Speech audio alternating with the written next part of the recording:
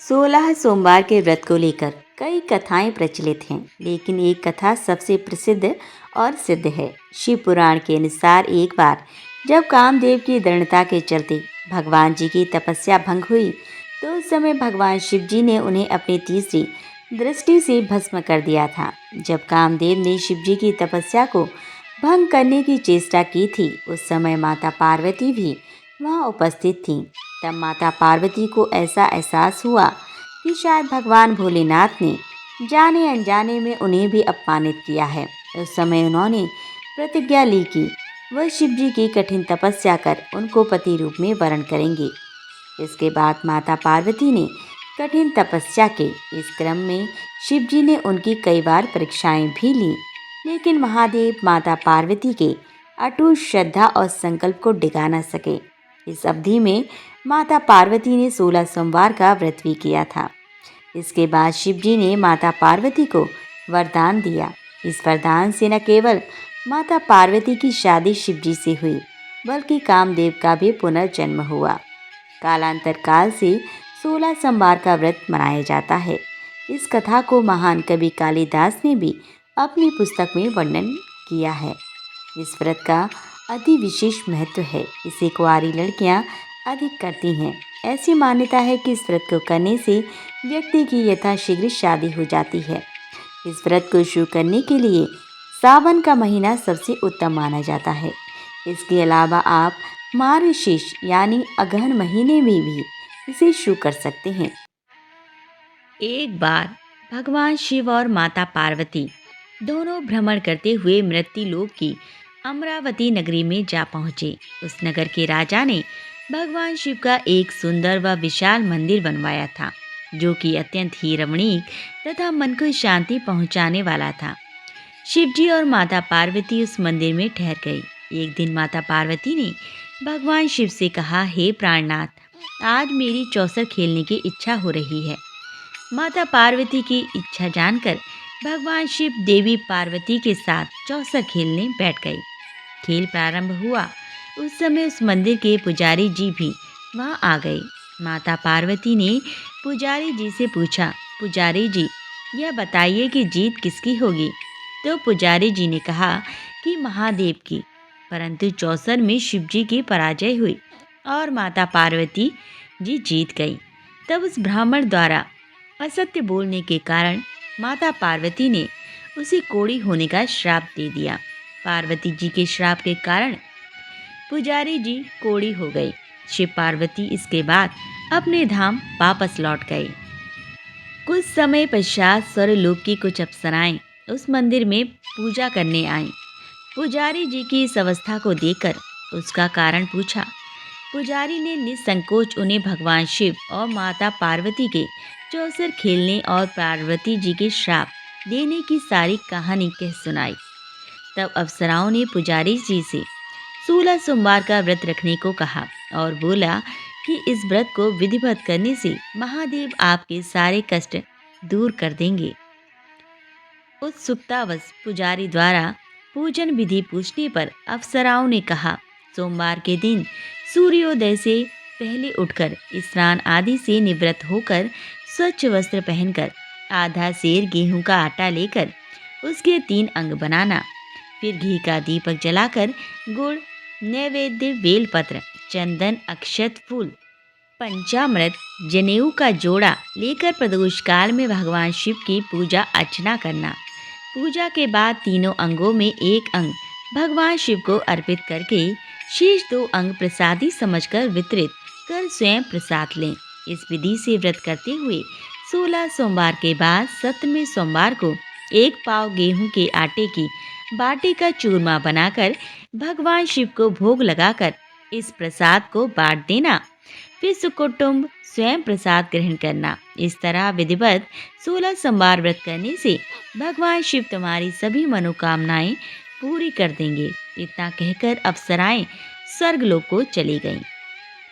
पुजारी जी ने अप्सराओं के कथना अनुसार 16 सोमवार का विधिवत व्रत किया। फलस्वरूप वह रोग मुक्त हो गए और पूजन करने लगे। कुछ दिनों बाद भगवान शिव और पार्वती पुनः पृथ्वी पर भ्रमण करते हुए उस मंदिर में पधारे। स्वस्थ पुजारी को देखकर माता पार्वती ने आश्चर्य से उसके रोग मुक्त होने का कारण पूछा। तो पुजारी ने उन्हें अपनी 16 सोमवार व्रत कथा कह सुनाई। पार्वती जी भी व्रत की बात सुनकर बहुत प्रसन्न हुई और उन्होंने पुजारी जी से इसकी विधि पूछकर स्वयं 16 सोमवार का व्रत प्रारंभ किया। उन दिनों कार्तिकेय अपनी माता से नाराज होकर दूर चली गई थी, जिसके कारण माता बहुत चिंतित रहा करती थी। अपने मन में इसी इच्छा को लिए माता पार्वती ने विधिवत 16 सोमवार का व्रत किया, जिसके बाद कार्तिकेय जी वापस लौट आए। कार्तिकेय जी ने अपने हृदय परिवर्तन के संबंध में पार्वती जी से पूछा, हे माता, आपने ऐसा कौन सा उपाय किया था जिससे मेरा क्रोध नष्ट हो गया और मैं वापस लौट आया। तब पार्वती जी ने कार्तिकेय जी को अपने द्वारा की गई 16 सोमवार व्रत कथा कह सुनाई। कार्तिकेय जी ने भी यह व्रत किया और उनका बिछड़ा हुआ मित्र लौट आया।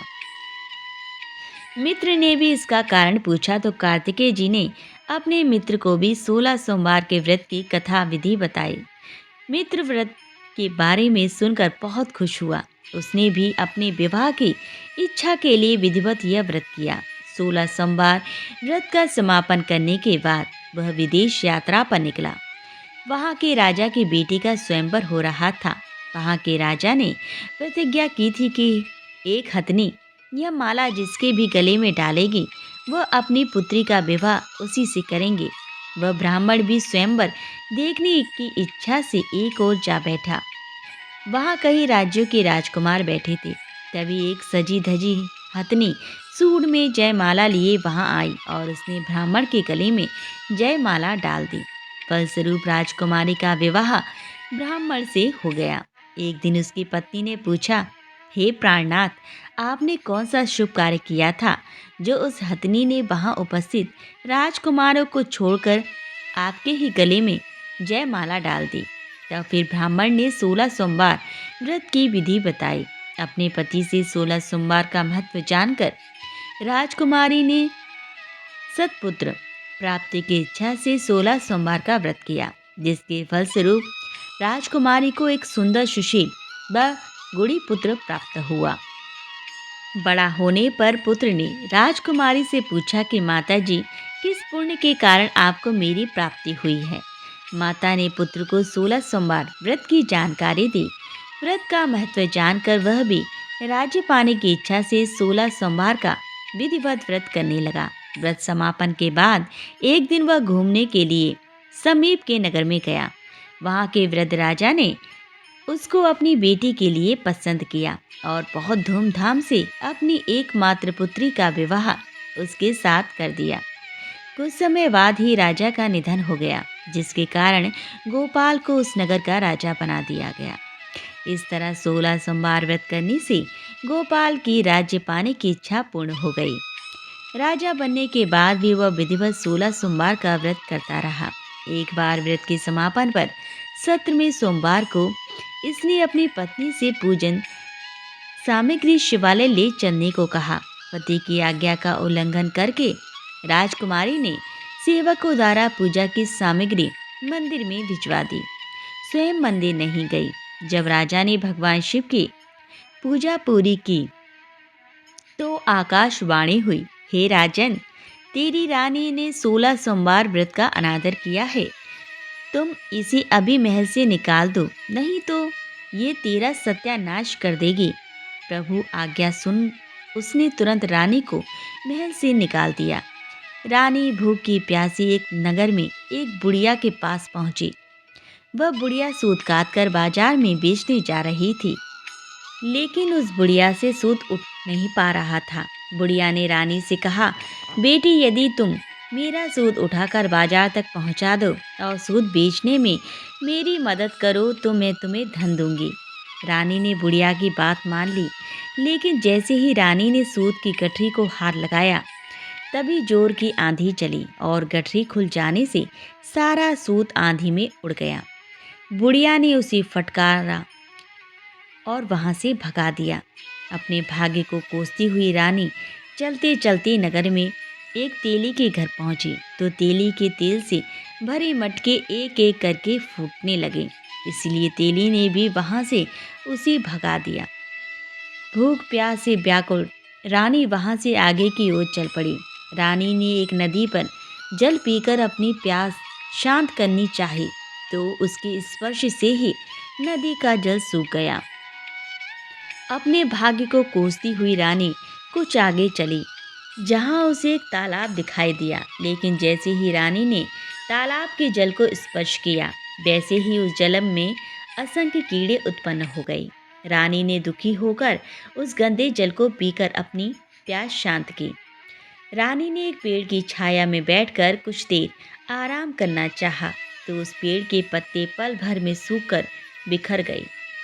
वन और सरोवर की यह दशा देखकर वहां के ग्वाले रानी को समीप के मंदिर में पुजारी जी के पास ले गए। रानी के चेहरे को देखकर ही पुजारी जान गए कि यह अबला किसी आपत्ति की मारी हुई है। पुजारी जी ने रानी से कहा, पुत्री, तुम कोई चिंता मत करो, मेरे साथ इस मंदिर में रहो, कुछ ही दिनों में सब ठीक हो जाएगा। पुजारी जी की बातों से रानी को बहुत सांत्वना मिली। रानी उस मंदिर में रहने लगी। रानी भोजन बनाती तो सब्जी जल जाती, जिस भी वस्तु से हाथ लगाती उसमें कीड़े पड़ जाते, जल से बदबू आने लगती। पुजारी जी भी रानी के दुर्भाग्य से बहुत चिंतित होते हुए बोले, बेटी, अवश्य ही तुझसे कोई अनिश्चित कार्य हुआ है, जिसके कारण देवता तुझसे नाराज हैं, और उनकी नाराजगी के कारण ही तुम्हारी यह दशा हुई है।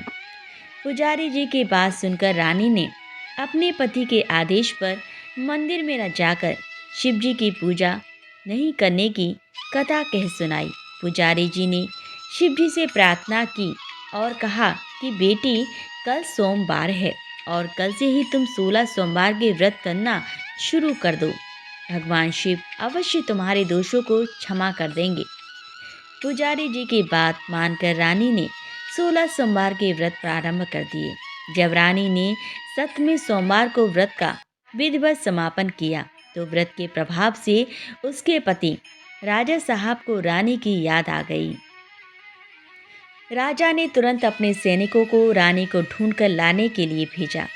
रानी को ढूंढते हुए सैनिक मंदिर में पहुंचे और रानी से लौटकर चलने के लिए कहा। पुजारी जी ने सैनिकों से मना कर दिया और सैनिकों ने लौटकर राजा को सारी बात बताई। राजा स्वयं उस मंदिर में पुजारी जी के पास पहुंचे और रानी को महल से निकाल देने के कारण पुजारी जी से क्षमा मांगी। पुजारी जी ने राजा से कहा, यह सब भगवान शिव के प्रकोप के कारण हुआ था। इतना कहकर रानी को विदा किया। राजा के साथ रानी महल में पहुंची। पूरे नगर को सजाया गया। महल में बहुत खुशियां मनाई गईं। राजा ने ब्राह्मणों को अन्न, वस्त्र और धन का दान दिया। राजा और रानी 16 सोमवार का व्रत करते हुए महल में आनंद पूर्वक रहने लगे और अंत में शिवलोक को प्राप्त हुए। इसी प्रकार जो भी व्यक्ति 16 सोमवार की कथा को सुनता है और विधिवत व्रत करता है, उसकी सभी मनोकामनाएं महादेव की इच्छा से पूरी होती हैं और जीवन में किसी तरह की कमी नहीं होती। ऐसे स्त्री पुरुष आनंद पूर्वक जीवन यापन करते हुए अंत में शिवलोक को प्राप्त होते हैं। शिव उपासना में बेलपत्र का विशेष महत्व है। एक कथा के अनुसार एक बार एक डाकू राहगीरों को लूटने के लिए बेल के पेड़ पर बैठकर अपने शिकार के इंतजार में उस पेड़ के पत्तों को तोड़ तोड़ कर नीचे फेंकता रहता है, जहाँ शिवलिंग स्थापित होता है। डाकू के द्वारा फेंका गया पत्ता शिवलिंग पर गिरता है और उसके करुण भाव के कारण उसमें एक सच्ची श्रद्धा का संचार होता है, जिससे प्रसन्न होकर भोलेनाथ उसे दर्शन देते हैं और उसकी पीड़ा को समाप्त कर उसे सही राह पर ला देते हैं। एक अन्य मान्यता के अनुसार देवी लक्ष्मी द्वारा कई वर्षों की तपस्या के बाद महादेव को अपने अंगों को चढ़ाने से प्रसन्न होकर महादेव ने देवी लक्ष्मी के इन्हीं अंगों को बेलपत्र के रूप में प्रकट किया और वरदान दिया कि जो भी इस बेलपत्र को मुझ पर श्रद्धा भाव से अर्पण करेगा, उसे तुम्हारे ही समान कई वर्षों की तपस्या का फल प्राप्त होगा। हम में से ज़्यादातर लोग शिवलिंग पर जल तो चढ़ाते हैं, पर शिवलिंग पर जल चढ़ाने का सही तरीका क्या है, ये किसी को नहीं पता। तो चलिए जानते हैं शिवलिंग पर जल चढ़ाने का सही तरीका आखिर क्या है। सबसे पहले अपने उल्टे हाथ अर्थात बाएं हाथ की तरफ जल चढ़ाया जाता है, जो कि शिवजी के छोटे पुत्र प्रथम पूज्य भगवान गणेश का स्थान होता है। इसके बाद अपने सीधे हाथ अर्थात दाएं हाथ की तरफ जल चढ़ाया जाता है, जो कि शिवजी के बड़े पुत्र भगवान कार्तिकेय का स्थान होता है। इसके बाद शिवलिंग के बीच में एक मोटी लकीर बनी हुई होती है, वहाँ जल चढ़ाया जाता है, जो कि शिवजी की पुत्री अशोक सुंदरी का स्थान होता है। इसके बाद जहाँ शिवलिंग रखा हुआ होता है उस पर जल चढ़ाना चाहिए। उन्हें पार्वती के हस्त कमल माना जाता है, शिवलिंग का गोल चक्कर। इसके बाद शिवलिंग पर जल चढ़ाना चाहिए। इसके बाद ऊपर जो जलाधारी होती है उस पर जल चढ़ाना चाहिए, जो कि शंकर भगवान की 5 बेटियां जया, विषहर, शामली, पारी, देव और दोतली का स्थान होता है। इसके बाद मंदिर में शिवलिंग के आसपास रखी अन्य मूर्तियों को जल चढ़ाया जाता है, जो कि शिवजी के परिवार की ही मूर्तियां होती हैं। इसके बाद नंदीश्वर पर जल चढ़ाएं। इसके बाद मंदिर से बाहर निकलते हुए चौखट पर 2 बूंद पानी चढ़ाकर फिर मंदिर से बाहर निकलना चाहिए। मार्गशीर्ष माह या अगहन माह या सावन माह में शिवजी के लिए व्रत रखे जाते हैं, जिनमें सोमवार का विशेष महत्व है। सर्वप्रथम प्रथम पूज्य गणेश जी की पूजा की जाती है। उसके बाद महादेव जी की पूजा की जाती है। शिव पूजा में अभिषेक का विशेष महत्व है, जिसे रुद्र अभिषेक कहा जाता है। प्रतिदिन रुद्र अभिषेक करने का नियम पालन किया जाता है। रुद्र अभिषेक करने की विधि इस प्रकार है। सर्वप्रथम जल से शिवलिंग का स्नान कराया जाता है। फिर क्रमशः दूध, दही, शहद, शुद्ध घी, शक्कर, इन 5 अमृत जिन्हें मिलाकर पंचामृत कहा जाता है के द्वारा शिवलिंग को स्नान कराया जाता है। पुनः जल से स्नान कराकर उन्हें शुद्ध किया जाता है। इसके बाद शिवलिंग पर चंदन का लेप लगाया जाता है। तत्पश्चात जनेऊ पहनाया जाता है। शिवजी पर कुमकुम एवं सिंदूर नहीं चढ़ाया जाता, उन्हें अबीर अर्पण किया जाता है। बेलपत्र, अकाप के फूल, धतूरे का फूल एवं फल चढ़ाया जाता है। शिवलिंग पर शमी पत्र भी चढ़ाया जाता है। इस पूरे कार्य को ओम नमः शिवाय या श्री शिवाय नमस्तुभ्यम मंत्र के जाप के साथ किया जाता है। इसके पश्चात माता गौरी का पूजन किया जाता है। आज की कथा यहीं संपन्न होती है। तो फिर मिलते हैं अगली कथा को लेकर अगले वीडियो में। तब तक के लिए ओम नमः शिवाय।